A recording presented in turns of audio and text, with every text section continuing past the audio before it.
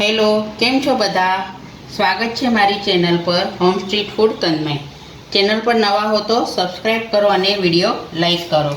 આજે હું મકાઈના લોટના વડા બનાવવાની છું, તો ચાલો આપણે શરૂ કરીએ. મેં એક નાની વાટકી ગોળ લીધો છે, એમાં થોડું પાણી નાખીને હવે આપણે એને અંદર મિક્સ કરી દઈએ. આ રીતના હલાવી દેવાનું એટલે ગોળ ઓગળી જશે. આ ગોળ ઓગળે તો લગીને આપણે બીજી સામગ્રી બધી જોઈ લઈએ. મેં મકાઈનો લોટ લીધો છે, પીળા કલરનો. 3 નાની વાટકી લીધો છે. એમાં 1 વાટકી ઘઉંનો જાડો લોટ નાખીશ.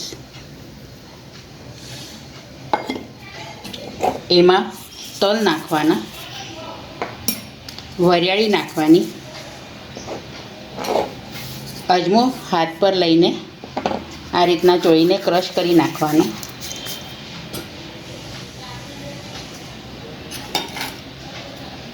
લીલા મરચાં અને લસણની પેસ્ટ નાખવાની, લગભગ 1 ચમચી જેટલી નાખી છે મેં.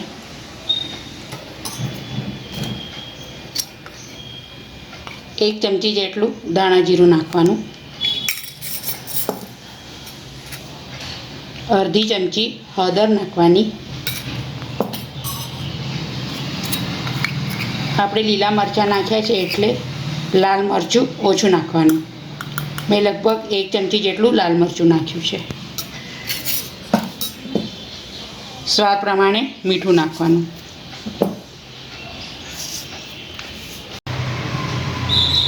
પાંચ ચમચી હિંગ નાખવાની. તેલનું મોણ નાખવાનું. હવે આ બધું આપણે પહેલાં મિક્સ કરી લઈએ.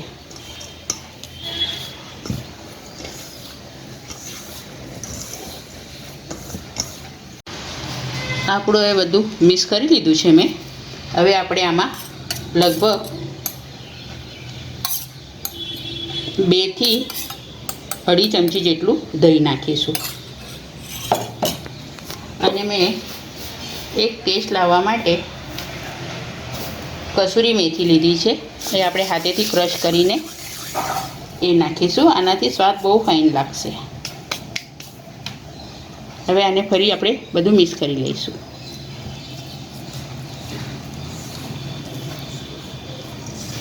હવે આપણે આમાં જે ગોળનું પાણી મેં તૈયાર કર્યું હતું એ આપણે હવે ગાળીને નાખીશું. આ થોડું થોડું નાખતું જવાનું.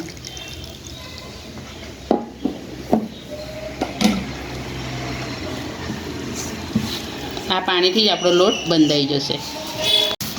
હવે આપણે બંધાઈ ગયો છે લોટ. આ રીતના બાંધવાનો, બહુ ટાઈટ પણ નહીં, બહુ ઢીલો પણ નહીં.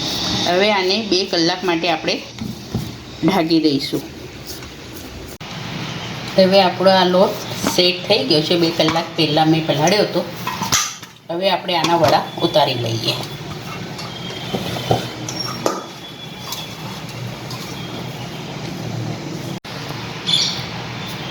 હવે નાના નાના લોવા કરીને આપણે હવે વડા હાથેથી દબાવવાના હોય તો એ દબાવી શકીએ.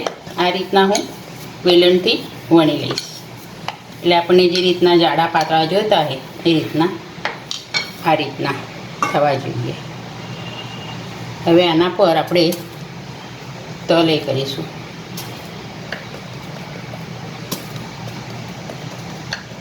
અને આને તેલમાં છોડી દઈશું. તેલ આપણું ગરમ થઈ ગયું છે. હવે આપણા વડા તળાઈ ગયા છે. હવે આપણે કાઢી લઈએ.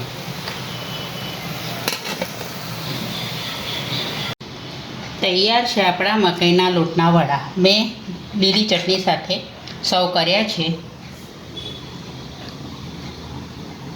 આ વડા વધારે કરીને રાંધણ છઠના દિવસે બનાવવામાં આવે છે.